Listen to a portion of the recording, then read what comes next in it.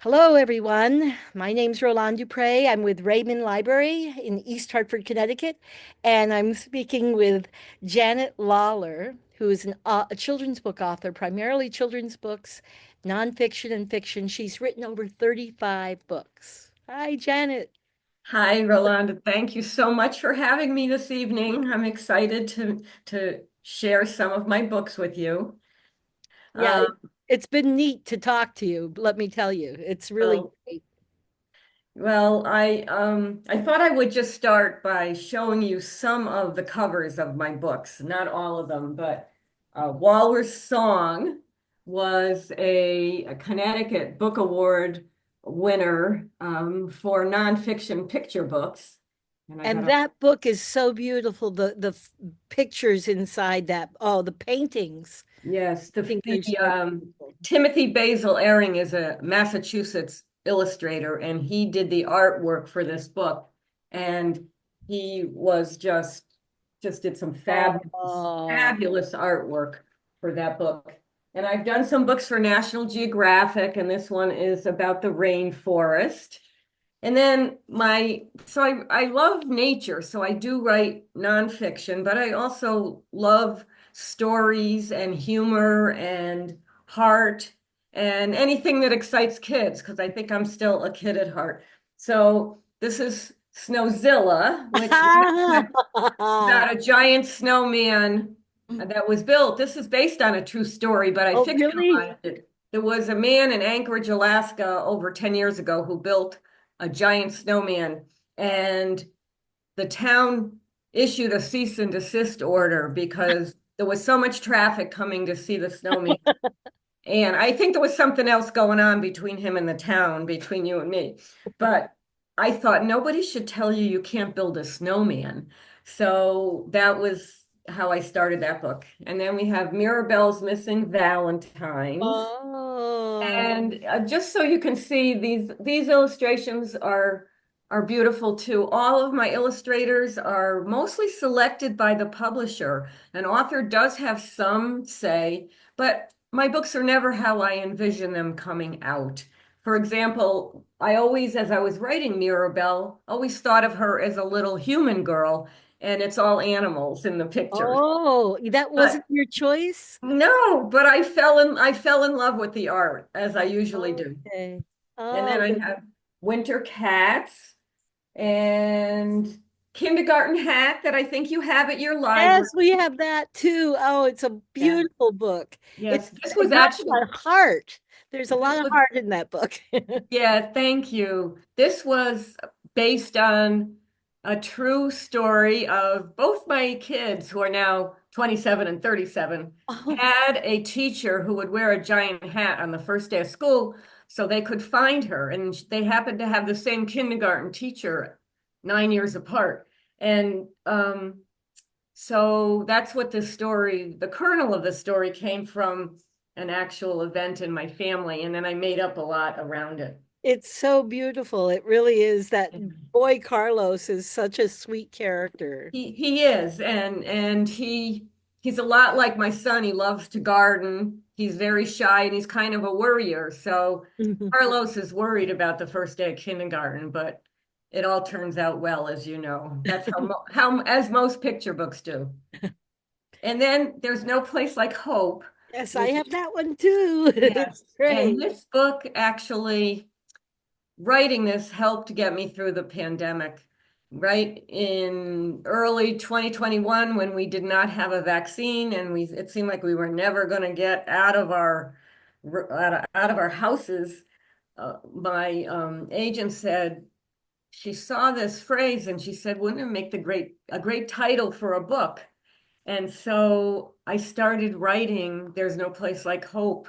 And I wrote it like occupied me and made me positive for really all the way through till we got the vaccine. Wow, But that's then fantastic.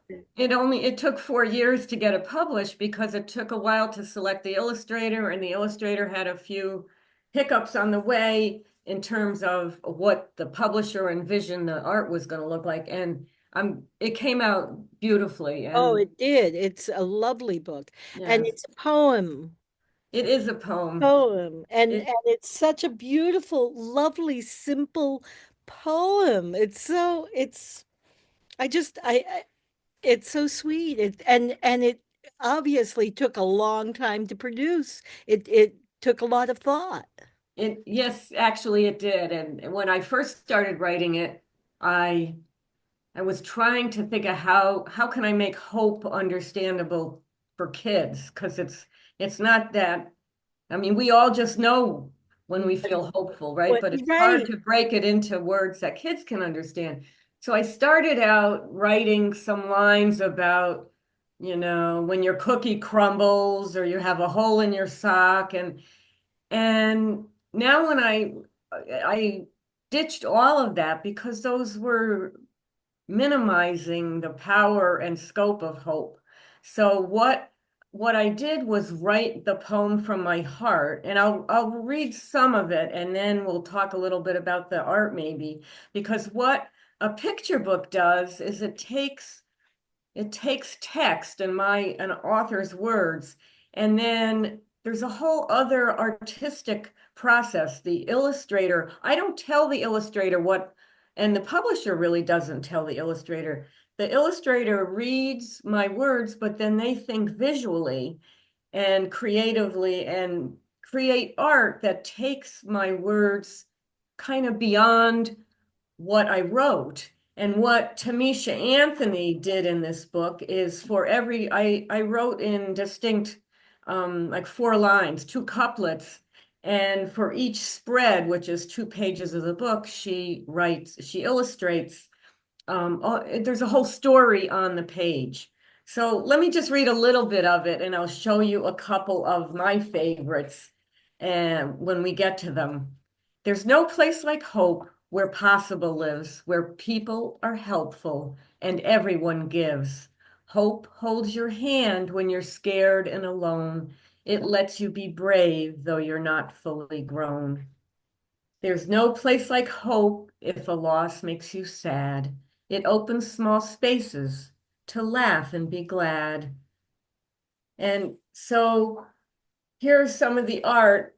Hope holds your hand, and she has shown Oh, a child that's about ready to go in to a do a ballet classroom class. for a ballet lesson. Oh, And then the second page shows the child alone after she's got the courage to go in. And then we have what's my favorite. Hope dries the tears when you're starting to cry. It sparks new beginnings and wants you to try. It skips over limits like never and nope. It makes you determined. There's no place like hope. And this page is it starts with, you see the child trying to help the other child up onto a hill. yeah. And if you can look, I'm just going to show you close up. There's a little squirrel that appears throughout the book who's also helping all the kids. So then, so then up there at the top of the hill, you've got another friend who's cheering on the effort Yeah. of the children that have come up the slope. And the art is just stunning and with a lot of detail. Oh, And it is. It's a gorgeous book. so All of so them. it so she does that on every spread of the book. And at the near the end, I'm going to show you, I'll read toward the end, not the whole thing. When hope fills your heart, it's your turn to share. So reach out to others and show how you care. And on this page, you see there's a Oh, there's a lost dog um, poster, and the squirrel is there pointing to the poster, and the little boy is helping. And then you see over here, they bring the dog back to the owner. And oh, that's what's really interesting about that spread, and it tugs at my heart every time I read it, is I have a miniature schnauzer that we adopted a year ago. And 2 days after we adopted her, my husband left the gate open in the back. We'd never had a dog that needed to be confined. And she ran out and she was adopted from a breeder up in the Berkshires after she had finished having her puppies. So she's not even not attached to us. She was running all over the neighborhood. And we had neighbors in cars, we had posters up. People were calling us saying they saw them on their Oh, security cameras. And it was just like that page. And hope through this book is really community and kindness and caring for one another. And I think, these days there's still a lot of need for hope and I oh, think so much. a positivity. And I think children need to be supported in a way that they can understand. And so that's my contribution. That's wonderful. I love what you said earlier that when you started writing it and your agent is the one that came up with this phrase. Yeah, every book has a different starting point, Wow. And I it's so interesting that she's the one that sort of got you started on this. I'm right. Yeah, and then and the levels of how what we think of as hope. Like if there's a hole in your sock, well, that's not as important as Exactly. caring for someone and Right. understanding that whatever happens, there's going to be a kernel of good in it, right? Yeah. You have hope. When I talk to kids with this book, I talk to them about we all have on it was just before Halloween when I did my last thing with this, and I said, you can say you hope you get a lot of hot candy on Halloween, or you hope your mom makes your favorite pancakes for breakfast, and I call those little hopes. But then, Mm, but then there's big hopes when, somebody that you love is sick and you hope they get better and those kinds of examples. So that's kind of how I start out with it. that's great. Um, And and you've done readings in schools and different places yeah, and I do schools and I do libraries and oh, whatever yeah. or Oh, spreads the word. okay. Well, these books are so beautiful. I love this one especially because boy, do we need hope, huh? We need Yeah, I think so. yeah. So I don't know if sometimes when I talk about picture books, people don't understand the whole process. And I just thought maybe I would share a little about how the art, I think I've explained the art really adds to the book. It can add humor to the book. It can add details about the characters. Like I don't spend a lot of words saying what Susie's wearing, for Uh-huh. example. And stories can also add whole extra layers of plot just by the illustrations. Now, and So you allow, or your publisher allows the artist to have that freedom.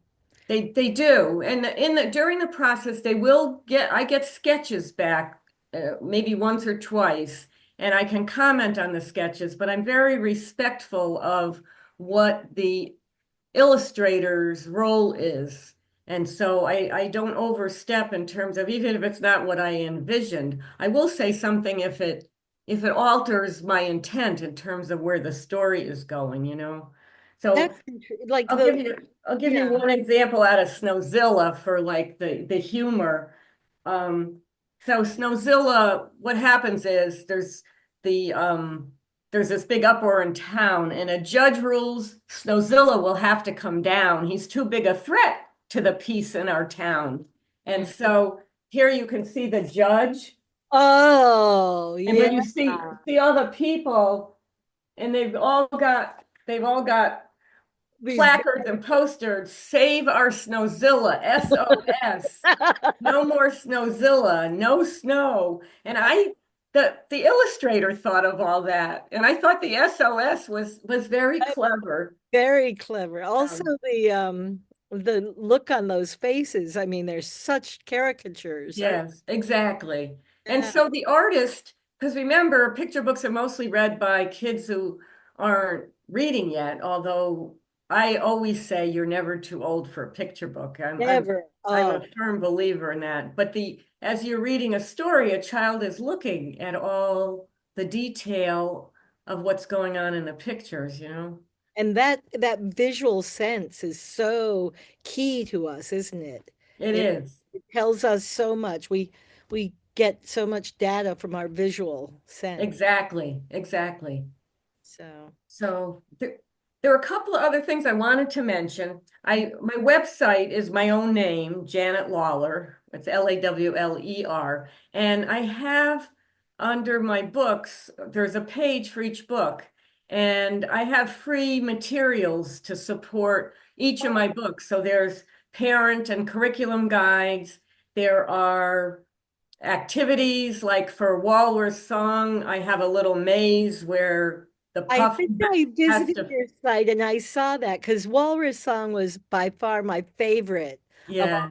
yeah, I just wanted to look into and drape myself over those walruses, you know? yes, yes, I know. They really are quite special. Yeah, so all of the books, and I've got teacher guides and Yeah. activities, and then little craft things for kindergarten hat.